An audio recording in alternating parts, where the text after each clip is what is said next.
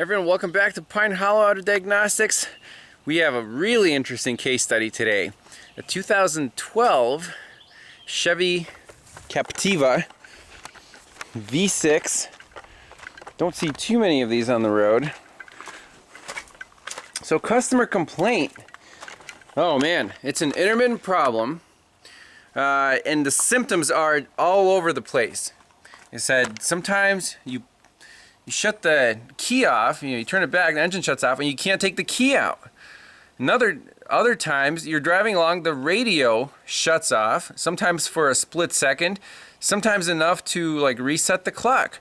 Sometimes you can't get the windows up. Sometimes the door locks don't work. What the heck? So the owner says, last resort, he has to like take off the battery terminal, try to reboot it, put it back on. And he said the battery terminals are really hot. And I'm like, well, you know, it's a hot day. They're probably pretty warm. But man, these are hot, like second degree burn hot.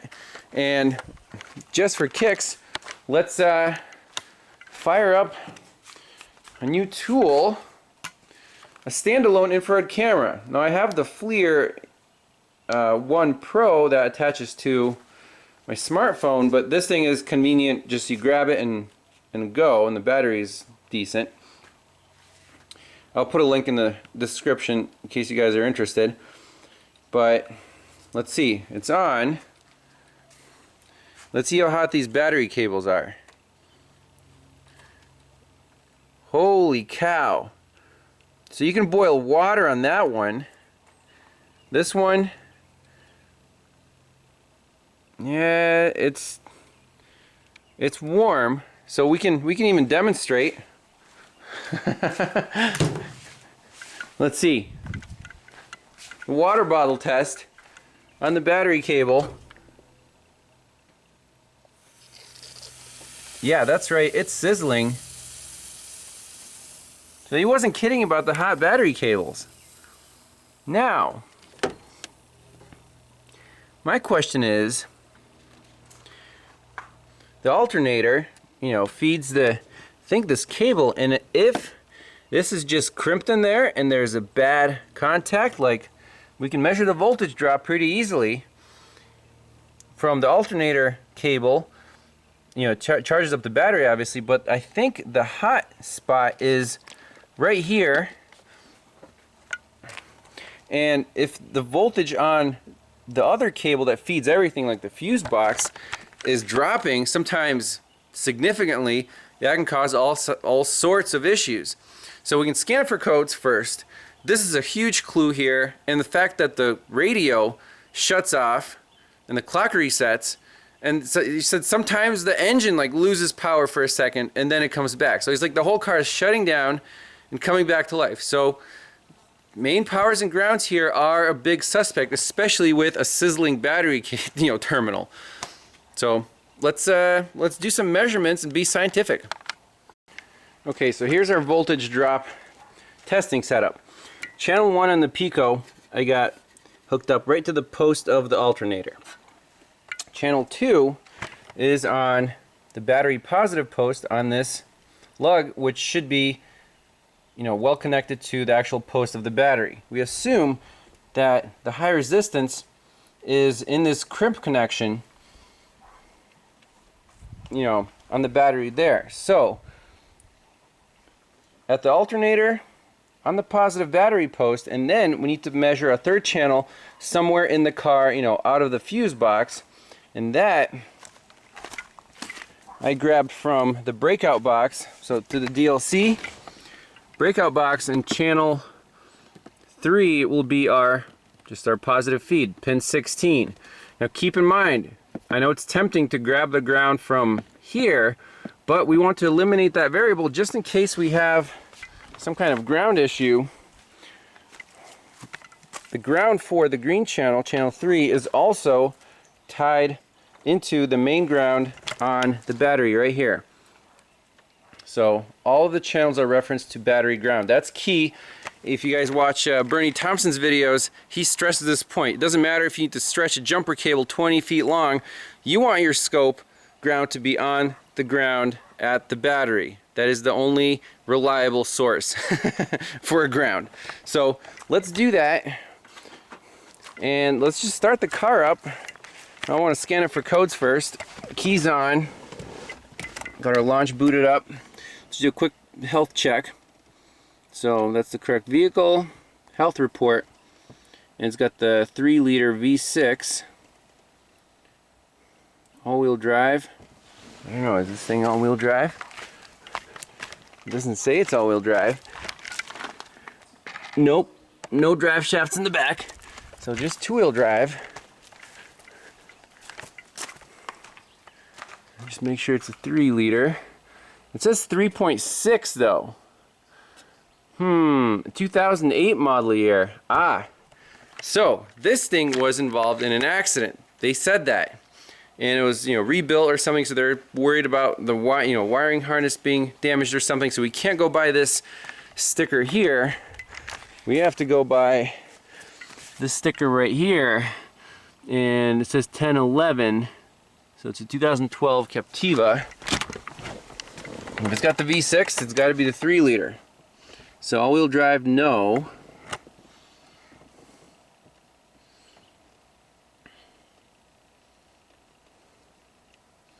Alright, here we go. Engine control module, heated oxygen sensor, heater control circuit, long-term memory performance. This is very, very familiar. Hey, that Cadia that we just did with the bad battery, that's there. It had the same codes. Remember, we replaced the battery, all the codes went away. This is very similar. I think we're looking at a low voltage problem. If we keep going here, I think we'll find some device power. Yep, 1 circuit voltage below threshold. Device power 1 circuit voltage below threshold. Below threshold. Blah blah blah blah blah. Malfunction. Yep, it's all pointing to a common power or ground problem, and judging by the thermal image, it's going to be a power feed problem. Okay, so we have some normal modules here that did not say any codes. Fine. So should we delete all the codes? I say, yeah, let's do it.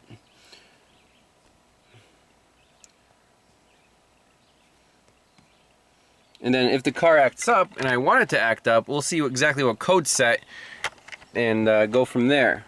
So I think these are just low voltage, all related to the same problem. Now, on the Pico, 3 channels, and I have them all in the same scales, and they're all lined up. So if there's any voltage drop, these lines will separate. It's a very convenient way to set up your scope. So let's start it up, see what happens.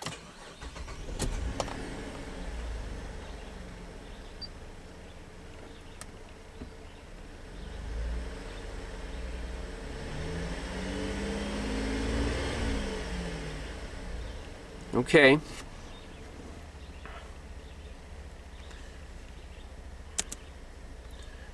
So again, we can measure the actual voltage low. So 14.3 on the alternator. And look, we already see the problem at the battery, channel 2, we're only at 12.95. I think we already, I mean, that's it. That's like almost a 2-volt drop, and I'm sure that battery terminal is going to heat up like crazy. Now let's turn on some accessories. AC, fan, lights.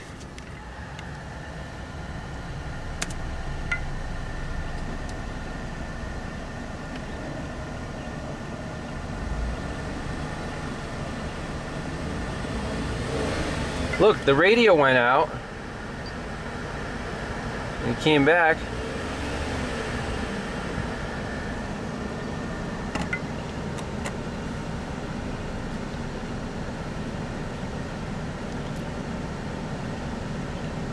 So now the red voltage trace is at 12.4 and the alternator is at 13.4.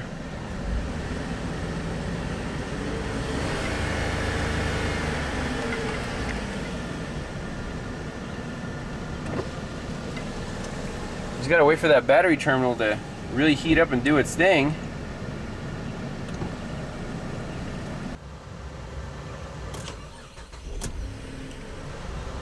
You hear it cranks kind of sluggish.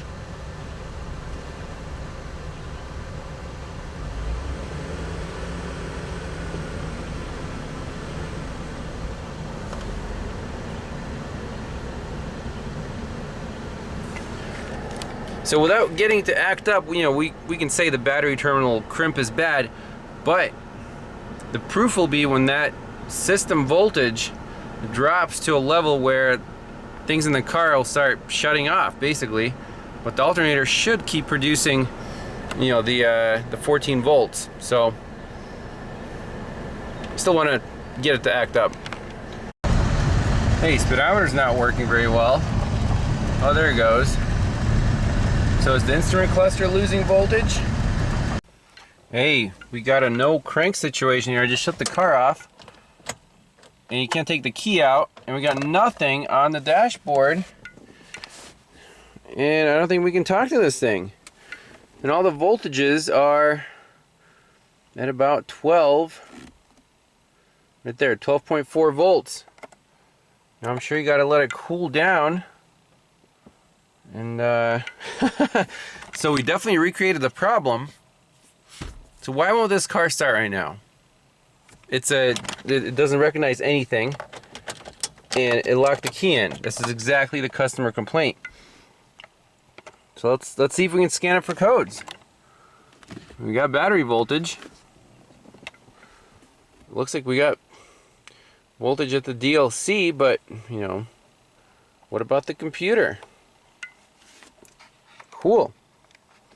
So that's the way to make it act up. A lot of accessories. Bam. And by the way, turn signals don't work. Headlights probably don't work. Is there anything in the car that does work?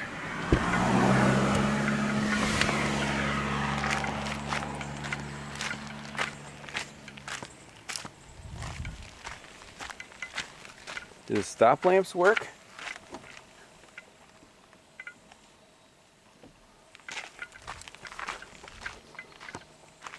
Does the horn work? The whole car is completely dead right now. We got no comm, Bluetooth connection. So my question is, why do we still have 12 volts here, not on here? Let's see. Disconnect that. Yeah, we still have 12 volts on there. What the heck is going on? So this shouldn't be too hard to figure out if everything is dead. I'm just surprised the DLC's not. You have to let it cool down. Oh, come on. Where's that little donger? Is that what Erico calls them?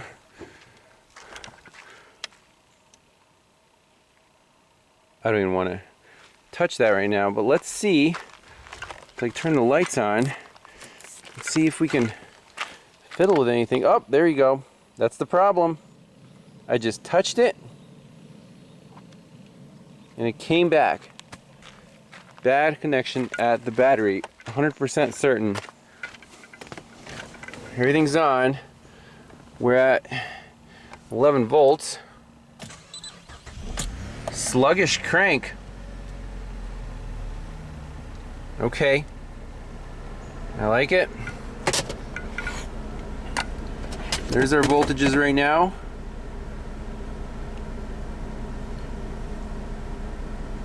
So, could it be a bad ground? I touched the ground cable. So we should also put a scope on the ground, because it looks like the DLC had power and we had fine voltage there. However, nothing else in the car worked. There's no path to ground except for on the leads of the oscilloscope. So maybe, just maybe, that hot terminal on the positive side, you know, that's a problem. There's a voltage drop of 1 volt there. But hey, could be a problem with this ground cable.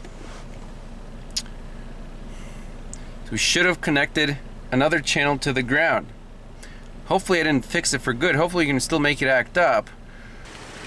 Instead of here, we put it on like right there.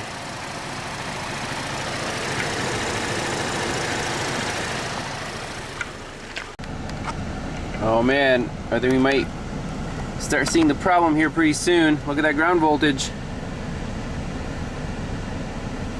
Is it going up? Ooh, went down. There it goes again. See, shut the key off.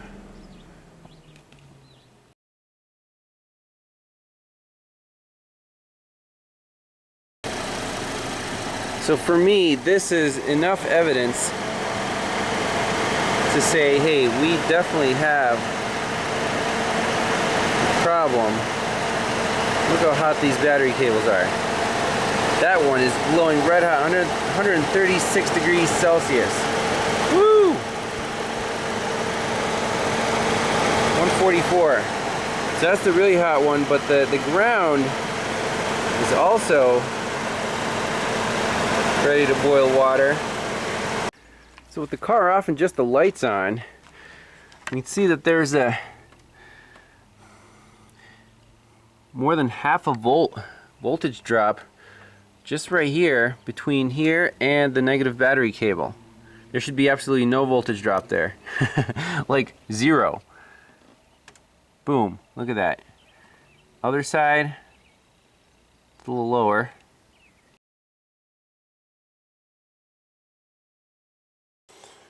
We're going to install some brand new battery terminals. Again, these are the pinch style, as in with bolts instead of the OEM style, because these are obviously not up to the task. Let's make sure these guys fit and see if we can salvage these wires. I mean, they've been running really hot, so hopefully the copper strands we can clean off really well, maybe tin them with some solder and then crimp them correctly. Take it for another test drive, monitor the temperature and the voltage drop on these terminals. Alright, here we go. Start with the negative.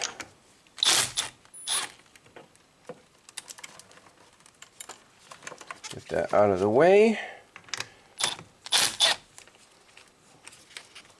Positive, the crusty one. We get the battery out of here so we have some access room.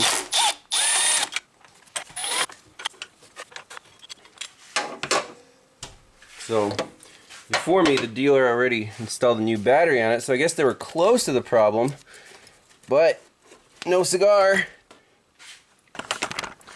So here's the wiring. You can see the insulation's melted on them. So let's cut this guy off and see what we can do about repurposing these cables. What I don't like about this design is all the current that's going from the alternator and then back to the accessories is running through this connection. Alright, let's cut some cables off.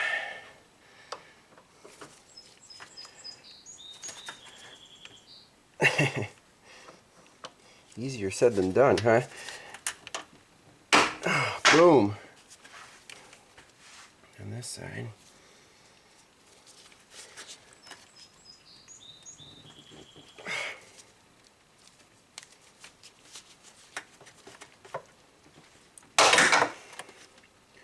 That's the ground. Now the positive. Let's unwrap this guy a little bit. Get all this crappy insulation off. They definitely got a toasty, no doubt about that.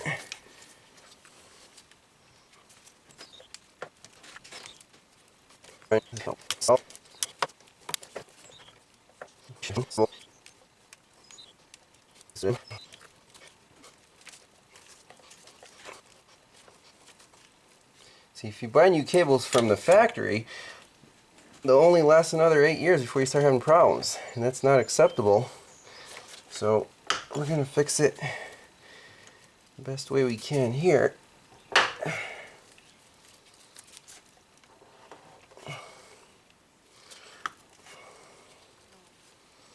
Okay, there we go.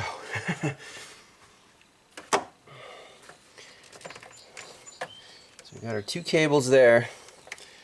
Let's see what we can do with them. So I got all the cables kind of stripped back. You can see the most corrosion on this body ground. You know, if you flick the copper, you see a little green crusties flying off. But the copper itself is sound, it's clean, so I would say spray it with deoxit, run it with some sandpaper. So this guy is going to get the deoxit treatment.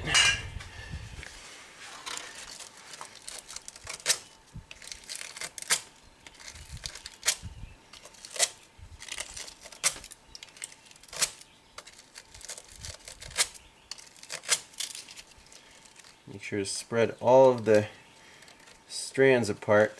Get all that green crusty off of there.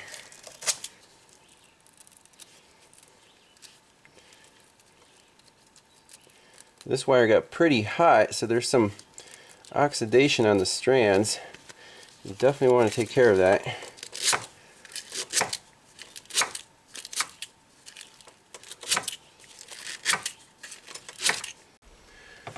Alright, we're going to crank down on this terminal.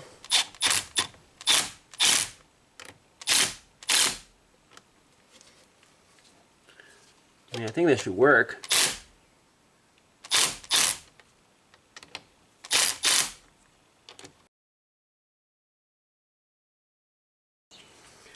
Alright, it's attached to positive.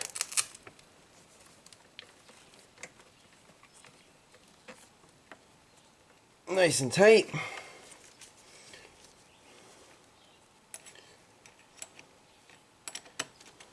Let's reattach our scope in the same channels and see how this thing performs. Alright, so setting up the same scope channels as last time. The blue is positive stud on the alternator. The red is fuse box battery positive right here. The green is body ground right down there on the stud, and yellow is battery positive terminal right here. So ideally all these 3 lines should now be exactly the same or very, very close, and the green line should stay at absolute 0 volts. So let's plug it in and fire this beast up. Alright, let's do it. Let's roll the scope. And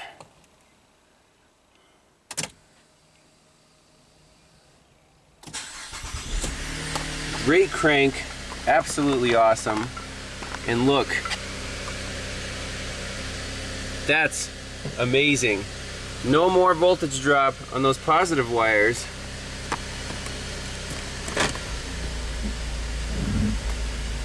And it's charging to over 14 volts now. Remember before it was like at 12.8? That is awesome.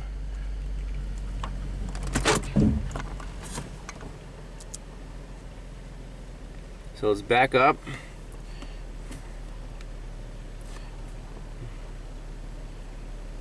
Look at that.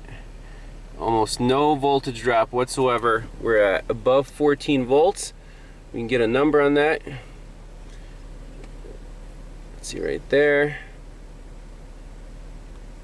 14.7. Love it. And battery ground is absolutely at 0. So let's save this, take it for a spin, and get the thermal camera out. Make sure nothing's heating up under the hood. This car should be 100% fixed. A quick check with the amp clamp. So from the body, we're at about 32 amps. That's with the AC on, the lights are on.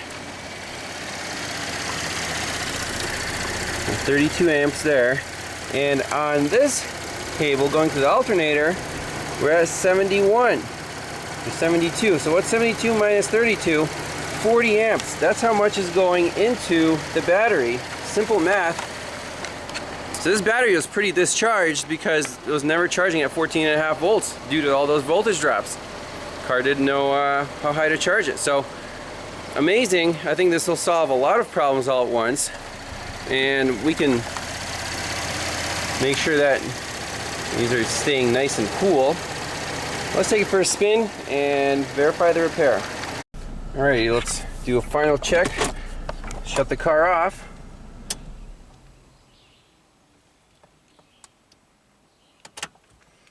Key on. I'll turn on the lights off, lights on. Let's do a start. Let's look at the ground voltage. Beautiful. Absolutely no rise on the ground. And we pause it. Let's see what that voltage dropped to on the start. It cranks 10 times better now. Look, it only dropped like 10 volts. Before it was dropping down to 8 and rising really slowly. So 100% fix. Last thing, you get the thermal camera out, check those temperatures on those terminals. Should be good. Final check.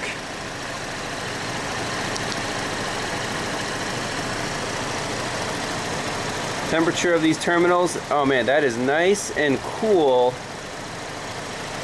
Awesomeness. Battery cables aren't hot.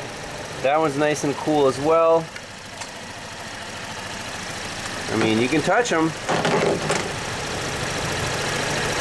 That's not even warm.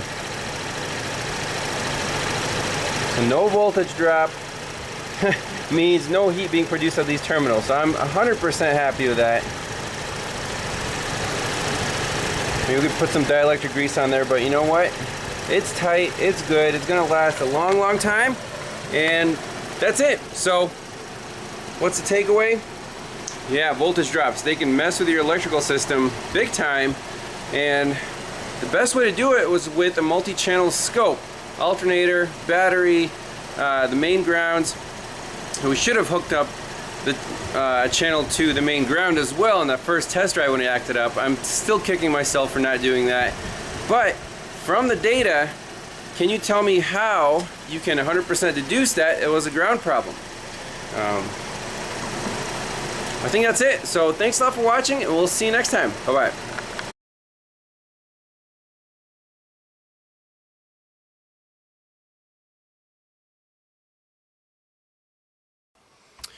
Alright, so on the Chevy Captiva, this is turning out to be a really cool case study on voltage drops. And I want to take the opportunity to actually dissect the system and see exactly where this voltage drop is occurring. Now we know the battery terminals are at fault. Okay, so you can go ahead and replace them and your problem will most likely be fixed. However, let's take a look at the system. I sketched it out, and where we want to put our scope leads to actually pinpoint the exact location of the voltage drop that is causing this car to become totally dead. No crank, no lights, no horn, no anything, right? You would think it's the really hot battery terminal, you know, the positive one that's heating up to like way over boiling temperature. However, I don't think that's the case here. So let's take a look at this little quick sketch that I drew up. So here we have a schematic. Here's the battery, it's the heart of the system, and we have our loads down here, and then our alternator and starter over here, which are bolted to the engine block. Okay, so let's look at the positive tree first. So these posts are also the main junction for the big fat battery cables. So from the battery we have the clamp, and then crimped into it we have one wire going to the engine block, so tees off to the starter and the alternator, and then right at that crimp the second cable goes to our fuse box, and then from the fuse box through all the fuses it goes to our loads. Okay, that's the positive side. On the negative side, very similar situation. we have a main body ground, so all the loads ground somewhere to the body, and then from the body we go to our negative battery terminal. Again, crimped. From the engine, there's a main engine ground, which obviously grounds the starter and the alternator, and that's also crimped to the same location. Now, in each post, in each crimp, we can actually say, well, which cable is having issues in that crimp connection. It could be cable to cable, that's this dot right here. It could be the engine ground to the actual terminal body, that would be this junction, or the body ground to the terminal body. Okay, so 3 connections there and exact same 3 on the positive post. Now, how do we determine which one is causing the main customer complaint? Well, we already did the experiment where, you know, we had channel 1 on the alternator positive, right, on that stud. I already forgot where channel 2 was. We were measuring right here, it was channel 2, right on the battery, and then channel 3 was at the DLC connector on the load side, and we weren't measuring anything on the ground, so that was an oversight. We have an extra channel, might as well hook that up. So, you know, this car, it acts up very intermittently. I want to do it again and reposition my scope channels. Let's use all 4. So let's do channel 1 on the alternator. It's just easier if you look. The blue is still on the alternator post. Channel 2, the red, will be this guy at the fuse box. So this will be the positive feed to all the loads. Channel 3, the green, is on the body ground right next to the crimp on the post. We could have connected it down there, but let's connect it right here. And channel 4, finally, the yellow, is on the battery positive post. Now, not there because this gets really hot. I don't want to melt my leads, but it's basically measuring battery voltage. Okay, so 1, 2, 3, 4. So we're not doing that anymore. You got 4 channels. So now, when the car acts up, I want to know, what do we actually lose? Power feed or the ground? If you remember from the last time, we still had good voltage to our DLC connector. So this tree from the battery through the fuse box to the DLC was good. However, nothing on the car worked, so I'm assuming that we had a big voltage drop at this crimp connection from the body grounds to the negative post. So obviously you need 2 out of 3 to be bad, because otherwise the current could go through that way. So I think our problem area is right here. That's causing the customer complaint. Now also we saw a big voltage drop, like 1 volt from the alternator to the battery post, so these guys aren't great either. However, the car still runs even with this really hot positive terminal.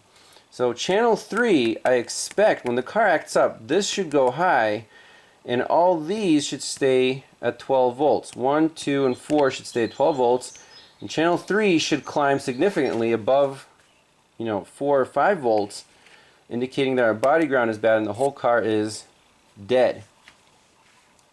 So let's warm it up, take it for a spin, and it's a nice hot day, so hopefully the problem will happen again. So now I have the car off, key on, and a whole bunch of accessories on. I'm trying to drain this battery down a bit, and really stress the connection between the battery and the loads. So this guy here, alternator's off. Keep in mind when the car's running, most of the current, if the battery's fully charged, you can take it out of the picture. The current's going, the alternator is driving current this way, it's going through the loads and back to the alternator. So these connections here are not stressed because the battery's not being charged or discharged, it's just, already topped off. And if these connections are good, the wire to wire in the crimp, then you won't have any problems. The problem occurs when you shut the car off and try to start it and the battery is used to turn the starter over, right? So basically, the crimp to battery connection, the wire to wire seems to be decent because when the alternator is running, you can see our voltage, the ground voltage actually dropped when the car is running, right? That's because the alternator current's going this way instead of back to the battery.